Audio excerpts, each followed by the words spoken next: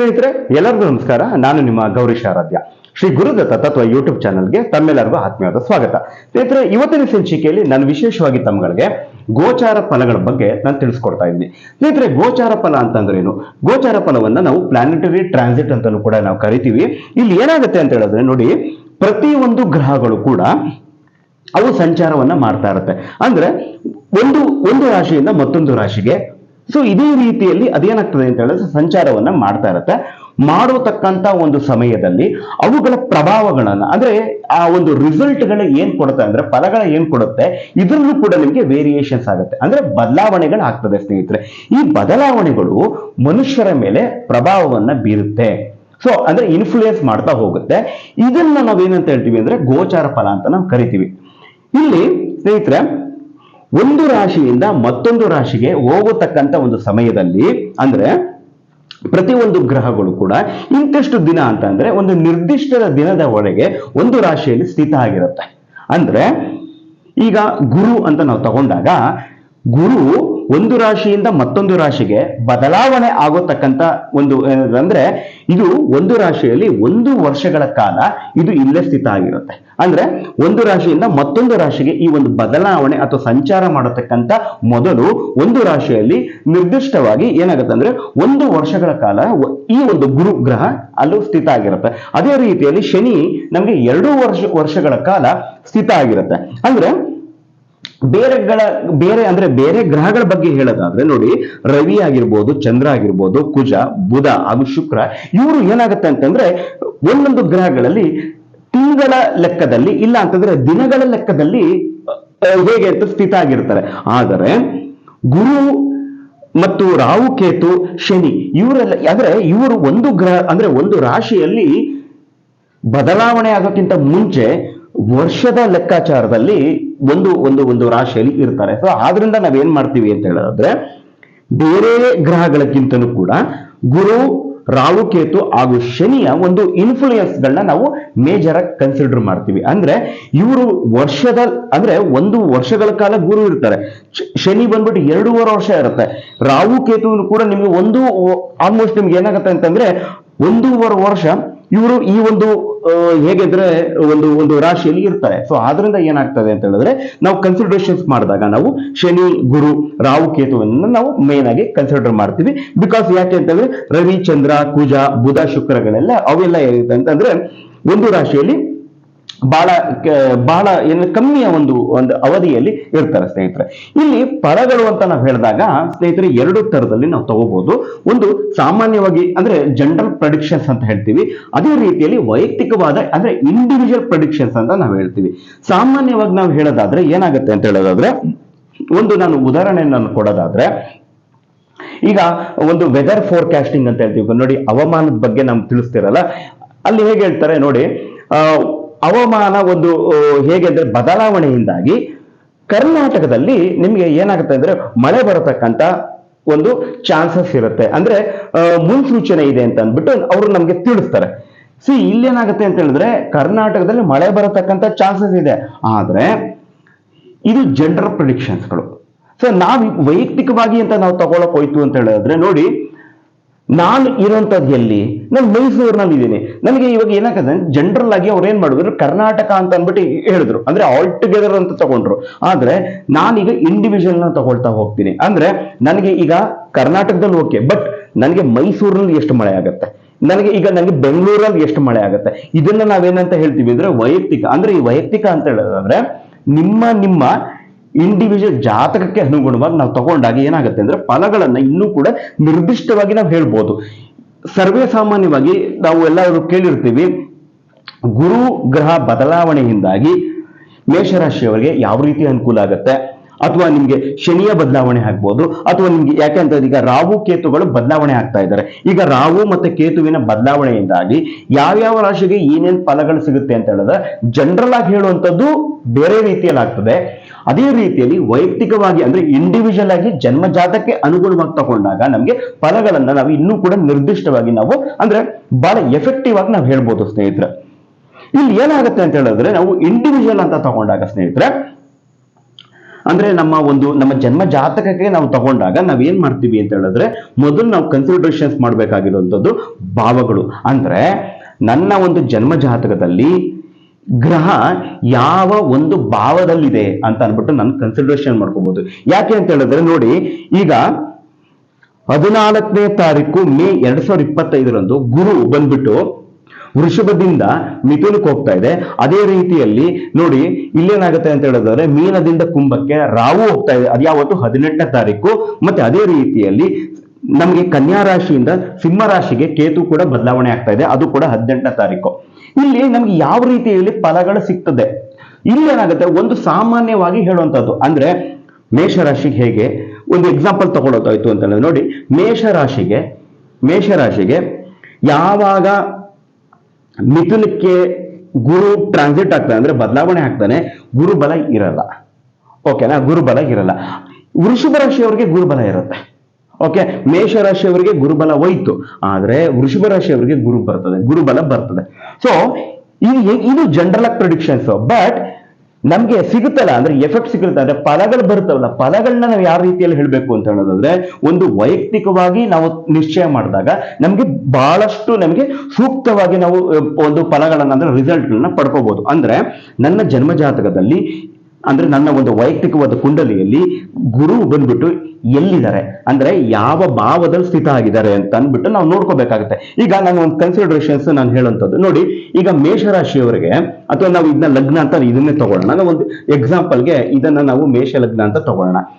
ಈಗ ಮೇಷ ಲಗ್ನದವರಿಗೆ ಈಗ ಪ್ರೆಸೆಂಟ್ ಯಾವಾಗ ಒಂದು ಗುರು 14ನೇ ತಾರೀಕು ಚೇಂಜ್ ಆಯ್ತಲ್ವಾ, ವೃಷಭದಿಂದ ನಮ್ಗೆ ಎಲ್ಲಿಗೆ ಹೋಯ್ತು, ನಮ್ಗೆ ಮಿಥುನಕ್ಕೆ ಹೋಯ್ತಲ್ವಾ. ಸೊ ಮೇಷರಾಶಿಯವರಿಗೆ ಆಟೋಮೆಟಿಕ್ ಆಗಿ ಏನಂದ್ರೆ ಗುರುಬಲ ಹೋಗುತ್ತೆ. ಥಿಂಕ್ ಮಾಡಿ, ಅಕಸ್ಮಾತ್ ಒಬ್ಬ ವ್ಯಕ್ತಿ ಅಂದ್ರೆ ಮೇಷರಾಶಿಯಲ್ಲಿ ಹುಟ್ಟಿರತಕ್ಕಂತ ವ್ಯಕ್ತಿ ಅಥವಾ ಒಂದು ಮೇಷ ಲಗ್ನದಲ್ಲಿ ಅಕಸ್ಮಾತ್ ಇವ್ರಿಗೆ ಗುರು ಬಂದ್ಬಿಟ್ಟು 4ನೇ ಭಾವ ಆಗ್ತದೆ, ಇಲ್ಲಿ ಕಟಕ ರಾಶಿಯಲ್ಲಿ ಇತ್ತು ಅಂತ ಹೇಳಿದ್ರೆ ಗುರು ಬಂದ್ಬಿಟ್ಟು ಹುಚ್ಚನಾಗಿರ್ತಾನೆ, ಅಂದ್ರೆ ಬಹಳ ಬಲಿಷ್ಠವನ್ನಾಗಿರ್ತಾನೆ. ಸೊ ಗುರುಬಲ ಇಲ್ಲ ಅಂತ ಹೇಳಿದ್ರು ಕೂಡ ಗುರು ಬಂದ್ಬಿಟ್ಟು ಉಚ್ಚ ರಾಶಿಯಲ್ಲಿ ಇರೋದ್ರಿಂದ ಏನಾಗುತ್ತೆ ಅಂತಂದ್ರೆ ಅವ್ರಿಗೆ ಆಟೋಮೆಟಿಕ್ ಆಗಿ ಗುರು ಒಳ್ಳೆಯದನ್ನೇ ಮಾಡ್ತಾ ಹೋಗ್ತಾರೆ. ಅಂದ್ರೆ ಗೋಚಾರದಲ್ಲಿ ಗುರು 3ನೇ ಮನೆಯಲ್ಲಿದ್ದಾರೆ, ನಿಮ್ಗೆ ಗುರುಬಲ ಇಲ್ಲ. ಆದ್ರೆ ಮೇಷರಾಶಿಯವರಿಗೆ ಗುರುಬಲ ಇಲ್ಲ ಅಂತ ಹೇಳಿದ್ರು ಕೂಡ ನಿಮ್ಗೆ ಅಕಸ್ಮಾತ್ ಏನಾದ್ರು ಓಕೆ ವೈಯಕ್ತಿಕವಾದ ಜಾತಕದಲ್ಲಿ ಅವರಿಗೆ ಗುರು ಬಂದ್ಬಿಟ್ಟು ನಿಮ್ಗೆ ಅಂದ್ರೆ ಕಟಕ ರಾಶಿಯಲ್ಲಿ ಇತ್ತು ಅಂತ ಹೇಳಿದ್ರೆ ಆಟೋಮೆಟಿಕ್ ಆಗಿ ಅವ್ರಿಗೆ ಏನಾಗುತ್ತೆ ಅಂತಂದ್ರೆ ಬಲ ಹೆಚ್ಚಾಗತ್ತೆ. ಅಂದ್ರೆ ವೈಯಕ್ತಿಕವಾದ ಜಾತಕದಲ್ಲಿ ಅವ್ರಿಗೆ ಗುರು ಒಳ್ಳೆ ಪೊಸಿಷನ್ ಅಲ್ಲಿ ಇದ್ದಾನೆ. ಸೊ ಹಾಗಾಗಿ ಅವ್ರಿಗೆ ಒಳ್ಳೆ ಎಫೆಕ್ಟ್ ಗಳು ಸಿಗ್ತಾ ಹೋಗ್ತದೆ ಸ್ನೇಹಿತರೆ. ಆಮೇಲೆ ಮತ್ತೆ ಇನ್ನೊಂದು ಏನಾಗುತ್ತೆ ಅಂದ್ರೆ ಗ್ರಹಗಳ ಬಲಗಳನ್ನ ನಾವು ತಿಳ್ಕೊಬೇಕು. ಅಂದ್ರೆ ಇಲ್ಲಿ ಏನಾಗ್ತದೆ ಅಂತ ಹೇಳಿದ್ರೆ ಯಾವುದೇ ಒಂದು ಗ್ರಹ ಎಷ್ಟರ ಮಟ್ಟಿಗೆ ಬಲಿಷ್ಠನಾಗಿದ್ದಾರೆ ಅಂದ್ರೆ ನಮ್ಗೆ ಒಂದು ಒಳ್ಳೆ ಫಲವನ್ನ ಕೊಡೋದಕ್ಕೆ ಎಷ್ಟರ ಮಟ್ಟಿಗೆ ಒಂದು ಬಲ ಇದೆ ಅನ್ನೋದ್ರ ಬಗ್ಗೆ ಕೂಡ ನಾವು ತಿಳ್ಕೊಬೇಕಾಗ್ತದೆ. ಅಂದ್ರೆ ಒಂದು ಇವಾಗ ಗುರು ಆಗಿರ್ಬೋದು ಅಥವಾ ನಾನು ಒಂದು ಶನಿ ಅಂತ ನಾದ್ರೂ ಕನ್ಸಿಡರ್ ಮಾಡ್ಕೊಳ್ತೀನಿ. ಈಗ ನನಗೆ ಶನಿ ಬಂದ್ಬಿಟ್ಟು ನನಗೆ ಉಚ್ಚ ರಾಶಿಯಲ್ಲಿ ಇದಾನ ಅಥವಾ ನಮ್ಗೆ ನೀಚ ರಾಶಿಯಲ್ಲಿ ಇದಾನ, ಅಸ್ತನಾಗಿದ್ದಾನ ಅಥವಾ ನಮ್ಗೆ ವಕ್ರಿ ಆಗಿದ್ದಾನ ಅಥವಾ ಸ್ವಕ್ಷೇತ್ರದಲ್ಲಿ ಇದಾರ ಅಥವಾ ಇಲ್ಲ ಅಂತ ಹೇಳೋದಾದ್ರೆ ಅವ್ರ ಶತ್ರು ಸ್ಥಾನದಲ್ಲಿ ಇದಾರೆ. ಸೊ ಈ ರೀತಿಯಲ್ಲಿ ಪ್ರತಿಯೊಂದನ್ನು ನೋಡ್ಕೊಂಡು ಆ ಬಲಗಳನ್ನ ನಾವು ಕ್ಯಾಲ್ಕುಲೇಟ್ ಮಾಡ್ಕೋಬಹುದು. ಸೊ ಇದು ಮೊದಲು ನಾವೇನ್ ಮಾಡ್ಕೋಬೇಕು ಅಂದ್ರೆ ವೈಯಕ್ತಿಕವಾಗಿ ನಮ್ಮ ಕುಂಡಲಿಯಲ್ಲಿ ಯಾವ ಗ್ರಹಗಳು ಅಂದ್ರೆ ನಮ್ಮ ಜನ್ಮ ಜಾತಕದಲ್ಲಿ ಯಾವ ಭಾವದಲ್ಲಿದೆ ಅನ್ನೋದು ತಗೋಬೇಕು, ಮತ್ತೆ ಆ ಗ್ರಹಗಳಿಗೆ ಎಷ್ಟು ಬಲ ಇದೆ ಅಂತ ಅನ್ಬಿಟ್ಟು. ಸೊ ಬಲಗಳು ಇಲ್ಲ ಅಂತ ಹೇಳಿದ್ರು ಕೂಡ ನಮ್ಗೆ ಗೋಚಾರದಲ್ಲಿ ಓಕೆ ಈಗ ವೃಷಭ ರಾಶಿಯಲ್ಲಿ ಅಂತ ತಿಳ್ಕೊಳ್ಳಿ. ಈಗ ವೃಷಭ ರಾಶಿಯವರಿಗೆ 2ನೇ ಮನೆಯಲ್ಲಿ ಬಂದು ಅಂತಂದ್ರೆ ಆಟೋಮೆಟಿಕ್ ಗುರುಬಲ ಬರುತ್ತೆ. ಆದ್ರೆ ಅವರ ವೈಯಕ್ತಿಕ ಜಾತಕದಲ್ಲಿ ಗುರು ಅವ್ರಿಗೆ ನೀಚ ಸ್ಥಾನದಲ್ಲಿ ಇತ್ತು ಅಂತ ಹೇಳಿದ್ರೆ ಅವ್ರಿಗೆ ಗುರುಬಲ ಇತ್ತು ಅಂತ ಅಂದ್ರೂ ಕೂಡ ಒಳ್ಳೆ ಎಫೆಕ್ಟ್ಗಳು ಸಿಗ್ತಾ ಇರದೇ ಇರ್ಬೋದು. ಓಕೆ, ಬಿಕಾಸ್ ಸಿಗಲ್ಲ, ಯಾಕೆ ಅಂತಂದ್ರೆ ಇಲ್ಲಿ ನೀಚ ಆಗೋಗ್ತಾನೆ. ಸೊ ಈ ರೀತಿಯಲ್ಲಿ ಬರ್ತದೆ. ಮತ್ತೆ ಇನ್ನೊಂದು ಏನಾಗುತ್ತೆ ಅಂತಂದ್ರೆ ದಶಾ ಭುಕ್ತಿಗಳು ಕೂಡ ಬಹಳಷ್ಟು ಇಂಪಾರ್ಟೆಂಟ್ ಆಗುತ್ತೆ. ನಮ್ಗೆ ಏನಾಗುತ್ತೆ ಅಂತಂದ್ರೆ ನಮ್ಗೆ ನಡೀತಿರತಕ್ಕಂಥ ದಶಾ ಮತ್ತೆ ಭುಕ್ತಿ ಹೆಂಗಿದೆ ಅಂತ ಅನ್ಬಿಟ್ಟು ಒಂದು ಎಕ್ಸಾಂಪಲ್ ನಾನು ತಗೊಳಕ್ ಹೋಯ್ತು ಅಂತ ಹೇಳೋದಾದ್ರೆ ಈಗ ಶನಿ. ಓಕೆ, ಶನಿ ಬಂದ್ಬಿಟ್ಟು ನಮ್ಗೆ ಶನಿ ಬಲ ಇಲ್ಲ, ಆದ್ರೆ ನಮ್ಗೆ ಏನು ಅಂತ ಶನಿ ಬಲ ಇಲ್ಲದೆ ಇರ್ಬೋದು. ಅಥವಾ ರೀತಿಯಲ್ಲಿ ಇನ್ನೊಂದು ಏನು ಅಂತ ಹೇಳಿದ್ರೆ ನಮ್ಗೆ ಶನಿ ಗೋಚಾರದಲ್ಲಿ ಒಳ್ಳೆ ಸ್ಥಾನದಲ್ಲಿ ಇಲ್ಲ, ಆದ್ರೆ ನನಗೆ ನಡೀತಿರತಕ್ಕಂಥದ್ದು ನನಗೆ ಥಿಂಕ್ ಮಾಡಿ ಶುಕ್ರ ದಶೆ ನಡೀತಾ ಇದೆ. ಸೊ ಶುಕ್ರ ದಶೆ ನಡೀತಾ ಇದೆ, ಶನಿ ತೊಂದರೆ ಅಂದ್ರೆ ನಮಗೆ ಒಳ್ಳೆ ಭಾವದಲ್ಲಿ ಸ್ಥಿತ ಆಗಿಲ್ಲ ಅಂತ ಅನ್ನೋದಾದ್ರು, ಬಟ್ ನಡೀತಿರತಕ್ಕಂತ ನಂಗೆ ದಶೆ ಯಾವುದು, ಶುಕ್ರ ದಶೆ ನಡೀತಾ ಇರೋದು. ಸೊ ಆಟೋಮೆಟಿಕ್ ಆಗಿ ಏನಾಗುತ್ತೆ ಅಂದ್ರೆ ನಂಗೆ ಆ ದಶಕ್ಕೆ ಆ ಗ್ರಹಕ್ಕೂ ನಂಗೆ ಸಂಬಂಧನೇ ಇಲ್ಲ, ಆ ರೀತಿಯಲ್ಲಿ ಬಂದ್ಬಿಡುತ್ತೆ. ಸೊ ಹಾಗಾಗಿ ಏನಾಗುತ್ತೆ ಅಂತ ಹೇಳಿದ್ರೆ, ನಾನು ಒಂದು ಎಕ್ಸಾಂಪಲ್ ಕೊಡಕ್ ಹೋಯ್ತು ಅಂತ ಹೇಳಿದ್ರೆ, ಈಗ ನೋಡಿ ಕಡಲ ತೀರದಲ್ಲಿ ಯಾರು ಇರ್ತಾರೆ, ಮೇ ಬಿ ಒಂದು ಒಂದು ಯಾವುದೋ ಒಂದು ಎಕ್ಸಾಂಪಲ್ ತಗೊಳಕ್ ಹೋಯ್ತು ಅಂತಂದ್ರೆ, ತುಂಬಾ ಒಂದು ಮಳೆ ಬರತಕ್ಕಂಥದ್ದು ಒಂದು ಸೂಚನೆ ಇರುತ್ತದೆ. ಕಡಲ ಪ್ರದೇಶದಲ್ಲಿ ಇರತಕ್ಕಂಥ ಯಾರು ಜನರು ಇದ್ರೆ ಅವರು ಒಂದು ಸುರಕ್ಷಿತ ಒಂದು ಪ್ರದೇಶಕ್ಕೆ ಹೋಗಿ ಅಂತ ಹೇಳ್ತಾರೆ.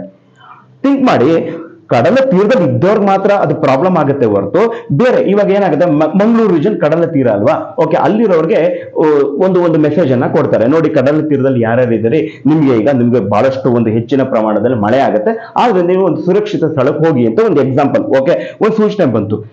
ನಾನು ಮೈಸೂರಲ್ಲಿ ಇದ್ದೀನಿ, ಇಲ್ಲಿ ಯಾವ್ದು ನನ್ನ ಕಡಲ ತೀರ ಇದೆ, ಸೊ ನನಗೆ ಎಫೆಕ್ಟೇ ಆಗಲ್ಲ. ಅಂದ್ರೆ ನನ್ನ ದಶಾ ಮತ್ತು ಭುಕ್ತಿ ನಡೀತಾ ಇರುವಂತದ್ದು ಒಳ್ಳೆ ದಶಾ ನಂಗೆ ಭುಕ್ತಿ ನಡೀತಾ ಇತ್ತು ಅಂತ ಹೇಳೋದಾದ್ರೆ, ಕೆಲವು ಸಲ ಸಂಚಾರ ಅಂದ್ರೆ ಗೋಚಾರದಲ್ಲಿ ನಂಗೆ ಬಲ ಇಲ್ಲ ಅಂತ ಹೇಳೋದು ಕೂಡ, ಬಟ್ ನಂಗೆ ದಶಾ ಭುಕ್ತಿ ಅದಲ್ಲ ಅಂತ ಹೇಳೋದಾದ್ರೆ ನಮಗೆ ಅಷ್ಟು ಅದರ ಒಂದು ಎಫೆಕ್ಟ್ ಇರಲ್ಲ ಸ್ನೇಹಿತರ.